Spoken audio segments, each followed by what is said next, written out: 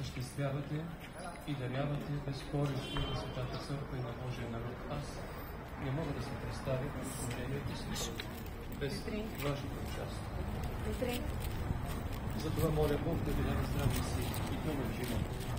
Аз съм сигурен, че онова, което сте изградил, вие първо ще надграждате, защото и опитът, и пълнително всички към своето отношение, за да се